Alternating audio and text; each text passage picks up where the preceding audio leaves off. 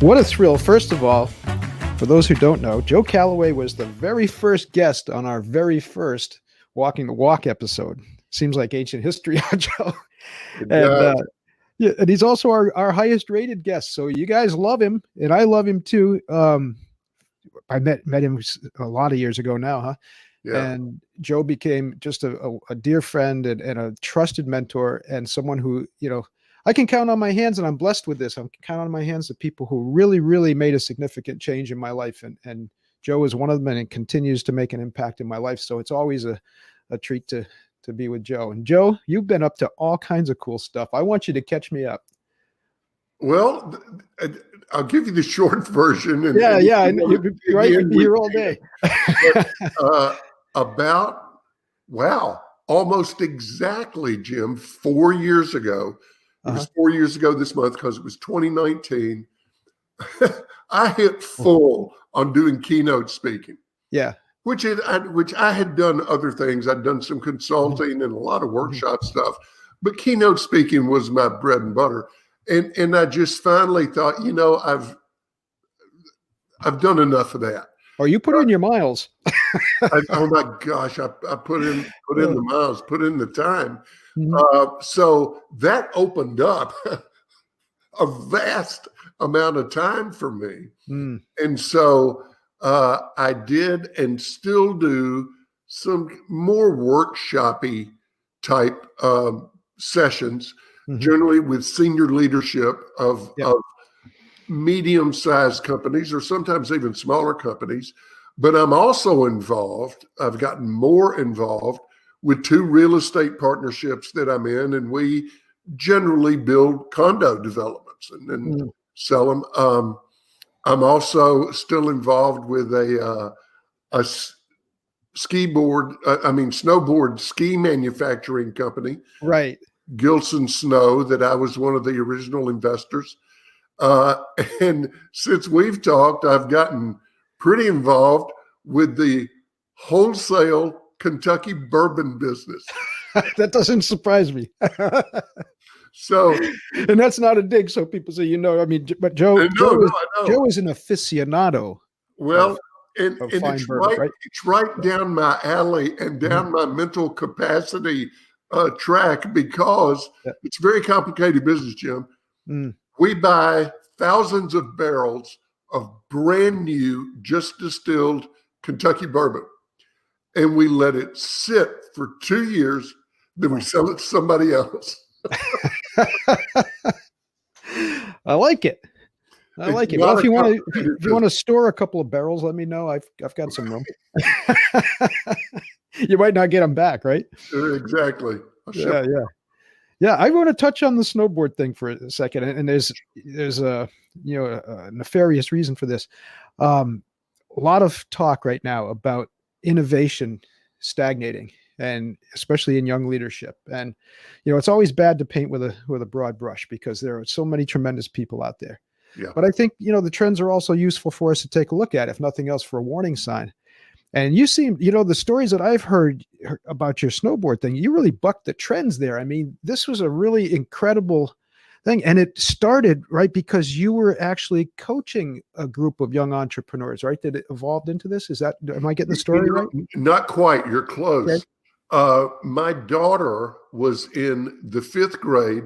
One of her teachers was a Teach for America, volunteer teacher, who was fabulous, one of the most conscientious, dedicated teachers I've ever known.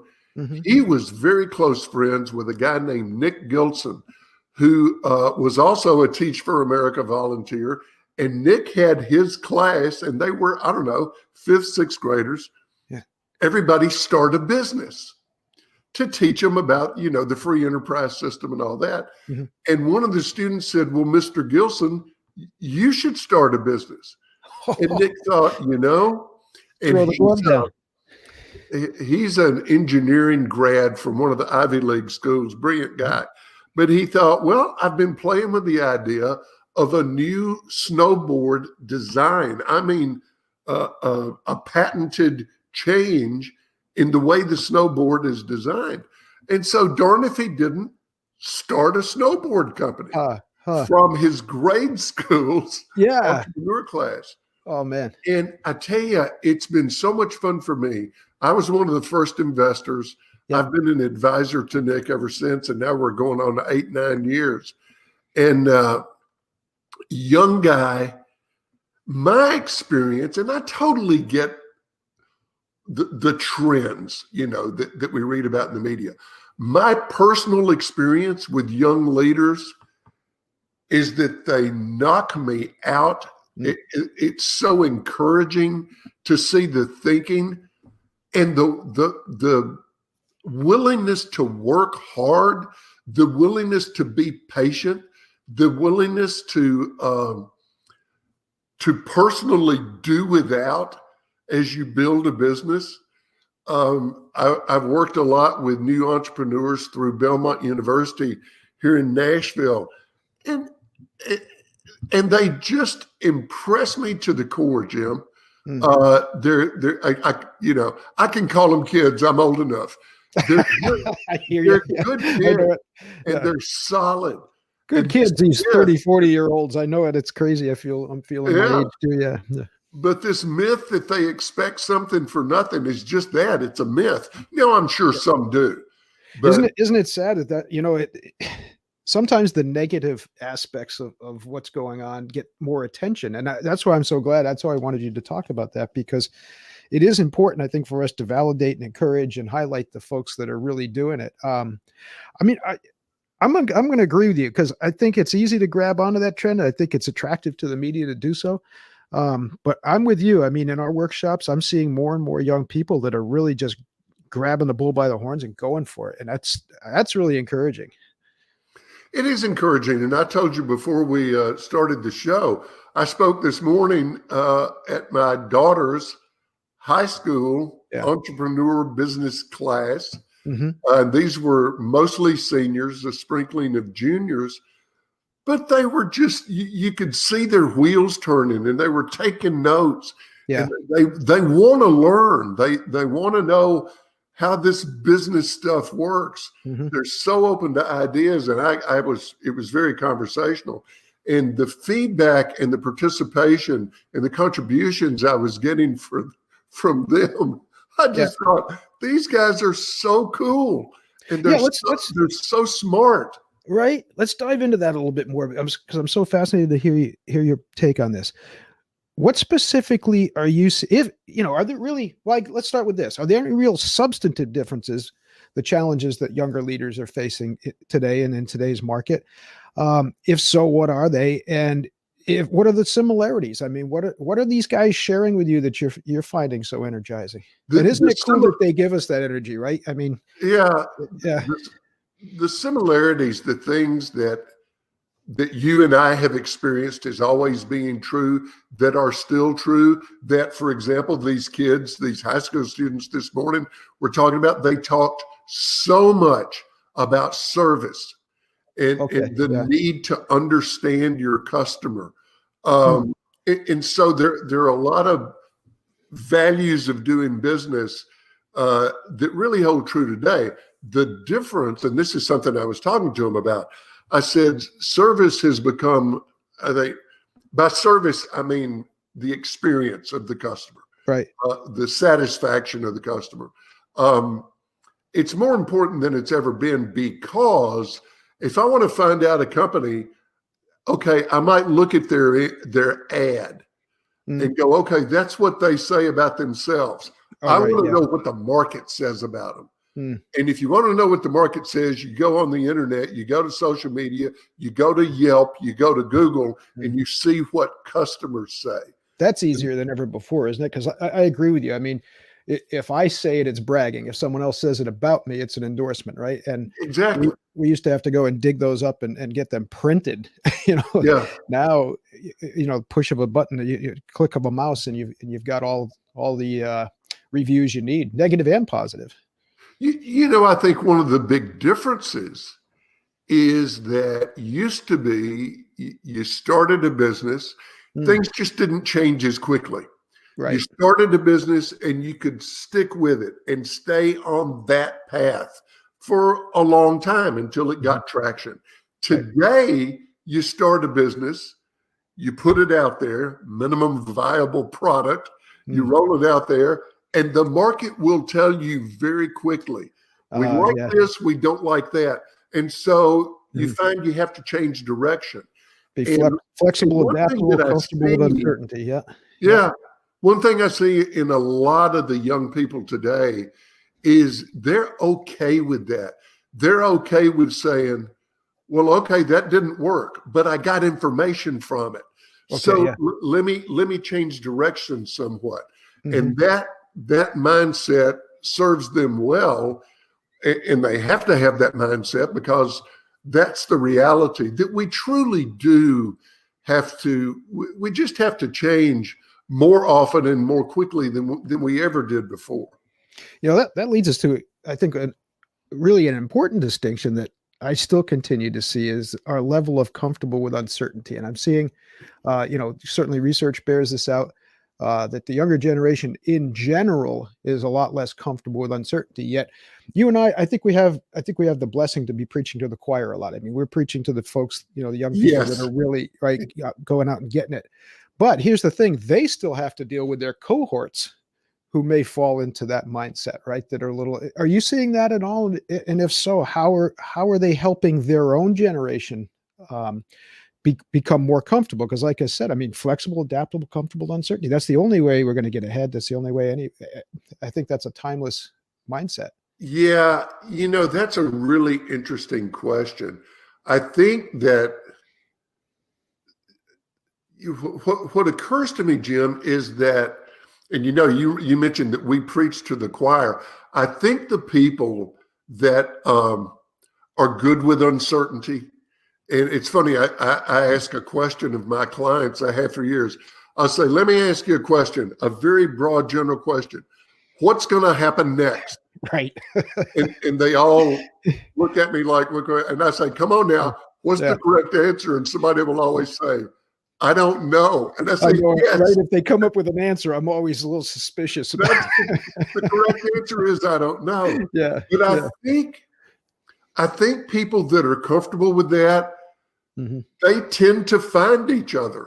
And the ones that aren't comfortable with that tend to remove themselves and say, this, you know, I want to go someplace where everything is set up and it's going to stay that way forever. Right, right. Well, and of course, there's a place for that, and there's nothing wrong with that employee mentality, right?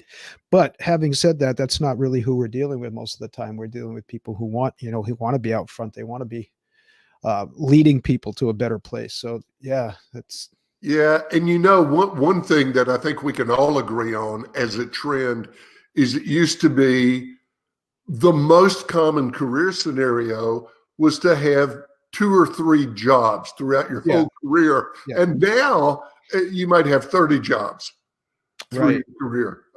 There's a lot of change. Yeah. You know, I remember going to a seminar when I was in the martial arts business years ago, and a lot of the people in the room, it was their first business, right?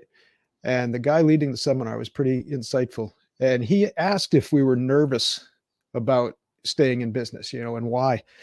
And he asked this really interesting question. And I think this speaks to entrepreneurs, and it deals with, you know, how you become more comfortable with uncertainty. He said, how many people, if you work for somebody else, work for a big company, how many people have to make the decision to fire you? And everybody said, well, one, I suppose, right? He said, okay, how many members do you have in your martial arts academy? And, you know, people gave various numbers, but he said, you know how many people have to make the decision to fire you? All of them. Yeah. You know what I mean? And I think that was one of the first times I remember becoming more comfortable with that level of uncertainty as an entrepreneur, right? I thought that made a lot of sense. Now, not that we want to piss off everybody that we do business with, right? And go that way. I tell you, that's interesting. I think that's a really healthy perspective to have. Where is the more certainty? Is the certainty where? And again, I think we're touching on tradition, right? Traditionally, there was a lot of certainty in having a good job, right? And having that sense of security. But these days, I mean, what did Google just lay off? 12,000 people? That's exactly what I was going to bring up. Yeah. And you never know. I mean, right? Well, they said it was a surprise. Yeah. And not making fun of the people, but you understand. I mean, there had to be some signs coming for that, but yeah. Well, it's it's funny. We've been talking about, gosh, Jim, I remember in 88 doing a presentation Well, I wasn't born yet, Joe. I wasn't born yet. Positive About Change. Yeah. And that was the big thing, was change. And I look back at the change that was happening then, and it's like the old cartoon of a snail on the back of a turtle, and the snail's going, whee. But you compare that to now. Yeah. And I tell you that you used the word uncertainty. I think having a comfort level with uncertainty is kind of getting to be a requirement. Amen. Certainly, if you're an entrepreneur, it is. Mm-hmm. No, amen. And it's funny because I can't tell you how many times in a Sensei Leader presentation where someone will talk about a new idea, or I said none of these ideas are new. I said most of what I'm preaching is I'm stealing from sources that are 2,000 years old, and borrowing. I think it was the Greek philosopher Pliny the Elder. When did he live? Around 500 or so BC. And he said, the only certainty is uncertainty. And, it sounds like a stupid t-shirt slogan until you really, really think about it. And to me, it seems, and if this helps anybody, I mean, in my experience, and it's not always comfortable, don't get me wrong. Sometimes it's brutally painful. Sometimes it's horribly frightening, right? But all the best things happened out of the uncertainty, because I think that's where we find resources that we never knew we had. We find energy we never knew we had. We start to come up with ideas that we didn't have to come up with when things were static, right? Jim, I remember a little more recent history in the 90s. I wasn't born then either. Yeah. I had two main clients that accounted for 80 to 85% of my business, the two of them combined. Mm-hmm. Both of them, for very different reasons, didn't have anything to do with me. One had to do with the total reorganization of the company. Yeah. The other one had to do with a change in leadership and ownership that shifted the philosophy. Mm-hmm. Within 2 months, 85% of my business was gone. Yeah. And it was horrible. You talk about brutally painful. I mean, it was like being on the floor in fetal position. Yeah. What am I going to do? Mm-hmm. And I was forced to get creative, and I was forced, kicking and screaming, to come up with things that made my business so much better. Well, that changed your life, really. It totally changed my life. Yeah. And it ended up being a much, much, much better, much more lucrative business than I was in before. Mm-hmm. But I didn't have the vision or the wherewithal. There's an approach that I think can be valuable, which is, okay, do this exercise. What could a competitor or even the market do to put you out of business? Mm. And when you come up with those things or that thing, the next step is, okay, start doing that yourself. Oh, Put amen. yourself out of business before something or somebody else does. Yeah, I couldn't agree with you more. And it flashes me back to the early days when COVID hit, and people were calling and were just beside themselves trying to come up with some way out of it, not knowing from day to day, right, what the global circumstances were going to be. And I think that was one of the biggest ones in our lifetime. Nobody was sure, what we were going to have to react to. So anyway, long story short, as we evolved out of that, it made me think about this. And I hope this helps people process uncertainty a little more. We might not know the specific conditions or circumstances, right? You didn't know what was going on inside those companies, but we do know, so we can predict with certainty that these things are going to happen to us in business. We're going to find times when we have a cash flow problem. We're going to find times when competitors are stepping up and putting out ideas that we haven't anticipated, right? We're going to expect that there's going to be some kind of global pressure. We don't know what it is, Yeah. whether it's the supply chain or inflation or anything like that. We know these things are going to happen. They're cyclical. They happen all the time, right? I like what you said. Why not prepare for those things, right? Why not prepare for those things now? Better be prepared and not have it happen than to be shocked when it does, no? Yeah. What was it? There was two things. A guy that I worked for a million years ago before I really had my own business. Mm-hmm. He had one was a little sign, a wooden sign that he kept on the front of his desk.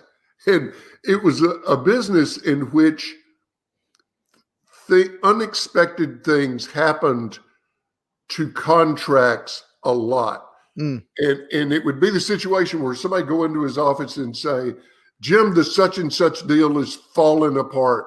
It's Armageddon. The world is coming to an end. Yeah. And he would always point to that sign, and it said, there is another way of looking at this. That's all it said. I like that. Yeah. Mm-hmm. And so it would always force us to go, okay, what would that other way or those other ways be? And the other thing that was very helpful was it became a mantra of everybody that worked there, because it really was a business that just had surprises on a continual basis. And the mantra was, whatever happens is normal. Now, whatever happens may not be acceptable. It might be painful. Unusual. It might be completely unexpected, but it's normal. It's just like the list you were just going down of things that happen. Right. Doesn't the universe, really I think right, the physicists have proven this. Oh, good. Well, I was just saying it was really helpful for us to talk as a group about this idea of, guys, whatever's thrown at us, that's normal. Yeah. No, I was just thinking when you said that about, the great physicists throughout history have proven pretty much without a doubt the universe exists in a state of chaos and entropy, right? Not in a state of stasis. So we best embrace that. Now, leaders that are facing it's interesting because I think one of the challenge that we're facing on is the rate of change, right? That people are not accustomed to. But I like what you're saying, that all these things can be opportunities if we reframe, if we look at things from a different lens, and one of the arguments that we sometimes get into is this, where people still cling to the idea that leaders are people that have the answers. And I'd love to hear your perspective on this, especially in context that what we're talking about now. I don't believe that for a minute. I believe the greatest leaders that I've run into and that I've worked with and that who inspire me are the ones that very seldom have solid answers, but they've disciplined themselves to know how to ask the right questions continually. And well, here it is. Am I way off base? I don't know. No, I'm right in sync with that idea. And I'm one of those believers in terms of the situations where I've been the leader and then looking at effective leaders because that's one cool thing about our work. We get to work with some really good people, under the umbrella of we're teaching them, but we're learning so much at the same time. And one thing that stuck with me was something that Steve Jobs said, which was, he said, we don't hire smart people to tell them what to do. Yeah, we hire smart people for them to tell us what to do. Exactly. That's why you hire smart people. Top to bottom, right? I've always leaned towards and had a bias towards turning people loose on problems and challenges and seeing what they come up with.